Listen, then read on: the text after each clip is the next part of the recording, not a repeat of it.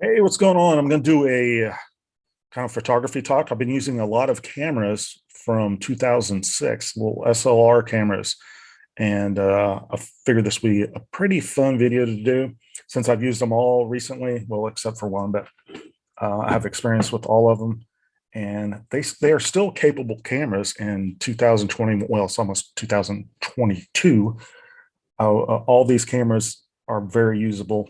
They just if you're using what's the difference from a 2006 camera to a 2021 22 camera would be megapixels. These have less megapixels. The below light performance is going to be a lot better nowadays. The AF is going to be better. The frames per second LCD, but you could still take amazing pictures with all these cameras. The low light performance is the main thing that has gotten better over the years. So let's talk about them. I've got two of them here. One of them I sold, and the other one I hadn't used in a couple of years, and I'll tell you why. We'll start off with the Nikon. We've got the Nikon D80. All these cameras came out in 2006 and cost, when released, just about $1,000. So nowadays you could buy them for just over $100. So quite a bit of savings there. And they're all 10 megapixels. 10 megapixels is perfectly fine for putting anything on the web. You can even blow up some prints, not too huge, but you can still make some nice prints with these cameras as well. That's a Nikon D80, and this is the Pentax K-10 right here. Got that. And I did a recent review on the Sony A100. Don't have that in front of me, but I'll put links below to my reviews on these cameras. Hadn't done one on the K-10 yet, but I've used it a little bit. So we'll talk about that. And the last one, but not least, is the Canon XTI. So all these cameras have CCD sensors, except for the Canon XTI. It was one of the first like CMOS sensors coming out on these cameras. So if you don't know the difference, you could Google that. I'm not going to go into it, but the CCD has kind of a cult following just because of the colors, and there is a difference in the colors and whatnot. You can just kind of see it. But anyway, yeah, Google that later, and you could like see the difference. All right, so I'm not actually. I mean, this doesn't sound good, but I'm not going to talk about the image quality difference between all three of these cameras because they're all really good, and there's not huge differences between the four cameras as far as that's concerned. So the main thing that's going to be the difference is the features, and I'm going to talk about the various things. I'm going to talk about the build quality, the screen, the menu, the button layout, the grip, and the memory card. That's all the stuff I'm going to talk about on this. So all of these are very capable cameras, as I say, for nowadays. Actually, wonderful for a beginning photographer. And even if you're a established photographer or whatever, it's fun to go back and use these cameras. That's why I've been buying them. So first off, let's talk about it. I'll go through and I'll say from my opinion, from worst to best on each of these categories that I just brought up. So first, I guess we'll go over.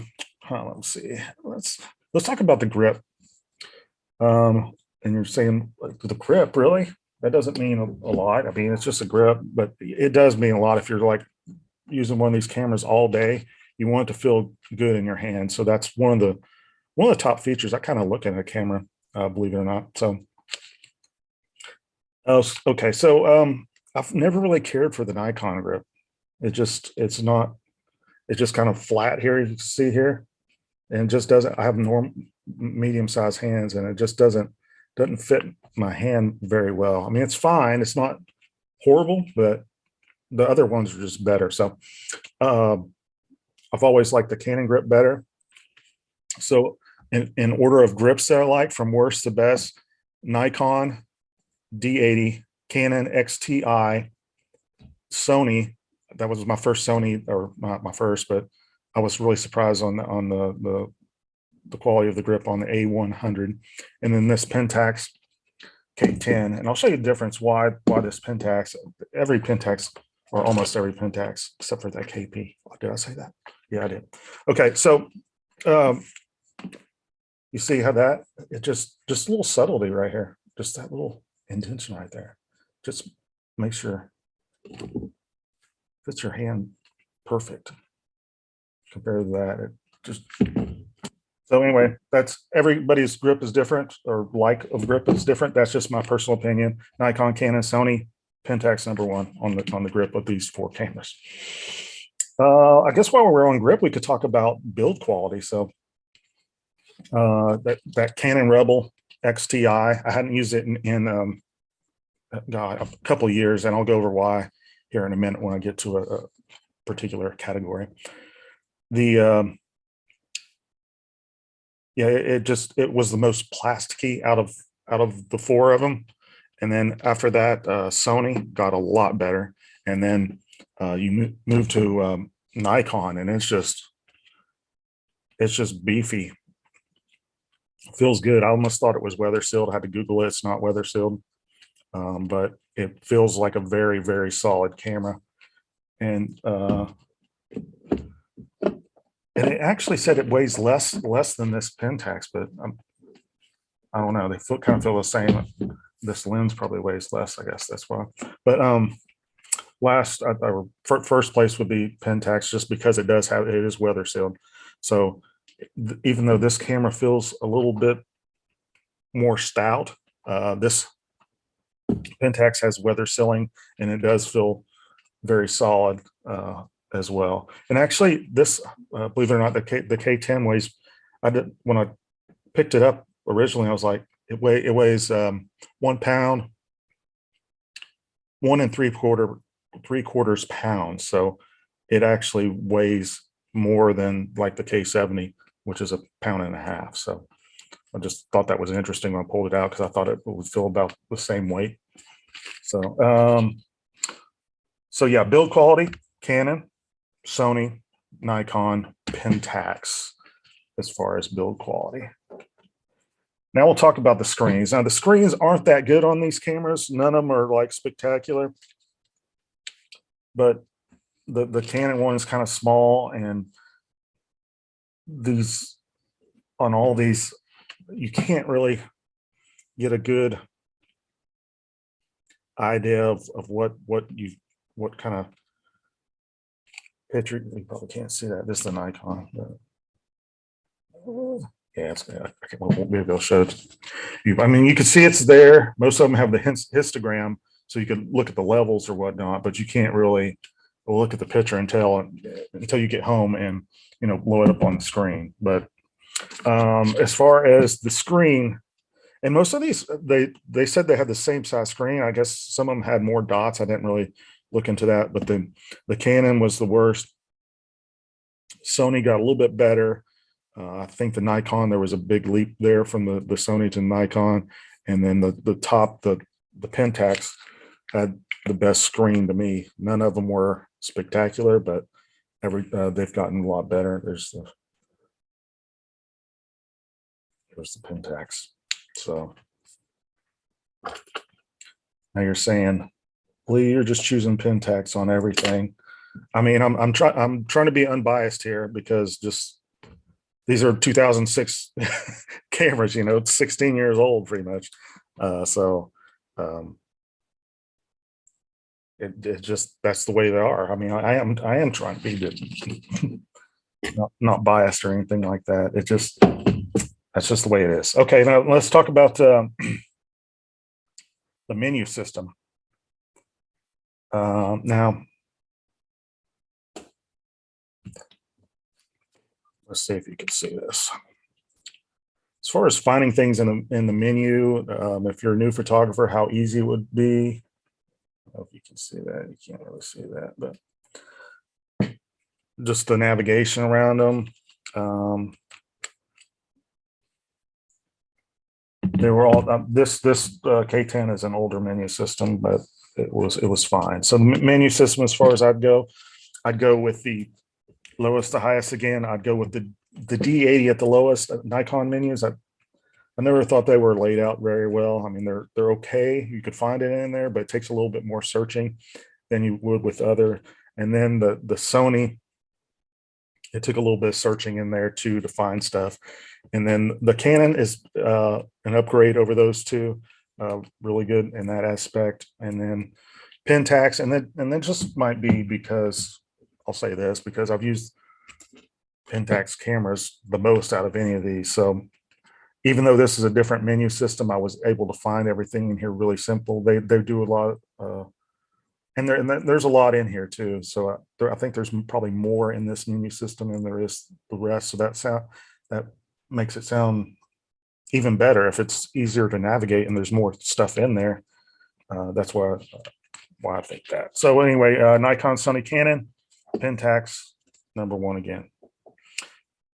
Now I guess we'll go over the memory card, because that's kind of big back then. We don't have like the standardized just SDXC cards now. It's there was a little fight going on. So we had CF cards and SD cards and SDHC cards. Two of these cameras use CF cards. The Canon XTI uses a CF card. And I was going to tell you why I don't use that Canon camera. I stopped buying them because I buy and resell. I just don't trust them because I've bought so many of them, and the CF card slot in there, the pins bend all the time because they don't have a good system in there to block it from somebody putting in the card backwards. So the card gets put in backwards and bends the pins. That's the same problem with the Canon XT. So XT and XTI both have that same messed up card slot, and it's not good. So the Sony also uses a CF card, but it doesn't have that same problem. It's just a more quality CF card slot. So when I use it, I didn't have any issues with it at all. Next, we go with the Nikon. They've got an SD card slot in here, so pretty cool. And I thought it was just going to be SD, like you couldn't use the high capacity cards, but actually you can. But there's some that don't work, so not all of them work. But I've tried one and it didn't work, and then I tried another one did work. On Nikon's site, they list a few that do work, but there's others that they don't list that work. So so that's good on that. And then Pentax also uses the SDHC cards as well, but this is one of the things I do not like about this camera. It doesn't open like that. It's annoying you have to pull this, can't see that, pull this little thing up and turn it, and then it opens the door, which is annoying to me. But yeah, this is just SDHC, and I used a few cards and didn't have any problems with this one. So so how do I rate memory card usage or usability or all that? I would go Canon last, Sony next, just because it's a CF card. And I put a tie on these just because I've tried this. I think this Pentax is more compatible with more HC cards, but it does have that annoying slot. But this does use some HCs as well. So a tie. So Pentax didn't win that one. It's tie. All right. And last is the button layout. So the button layout on all these cameras. So remembering the Canon XTI, the button layout on that was not all that great. So I'm gonna have to put it at last, and then we'll move on and look at the Nikon here, so I could actually show you the button layout on this. I mean, none of these are like super horrible or anything. I'm just rating them worst to best. So stuff on the side there. And then so Canon, Nikon, Sony was a little bit better. You could check out, like I said, I have reviews on most of these cameras. I'll link them below, and you can check them out and more more detail if you want on those reviews. And then last but not least is this Pentax, and it's a little different than the newer Pentax, but this one definitely won. Check that out. So it's easier to get the stuff. You could change your focusing right here, and then up here on top, right here, you could change your exposure point and all that stuff. The point, and then the matrix exposure meter or whatever. So that made it very easy to get to. And then you've got all this stuff in here. And one thing that I didn't mention, well, so it goes Canon, Nikon, Sony, Pentax, and then, so you probably guess now that I'm at the end of this video which one is the best. And there's something that I didn't talk about I'm going to go over in a second. As far as rating, I would, as far as which one I would recommend buying, it would be the Canon last, and it's pretty far last, and then not the Nikon, and then Sony. And I didn't mention this, Sony and Pentax have above these other cameras is they have image stabilization inside the body. So that's what puts them above the rest. So Canon, Nikon, Sony, and then the Pentax, since it won in so many other, all those categories basically. So that's my review of cameras from 2006 that are still relevant, or I feel like they would be, you can get some great images with them with any of those cameras today in 2021 too.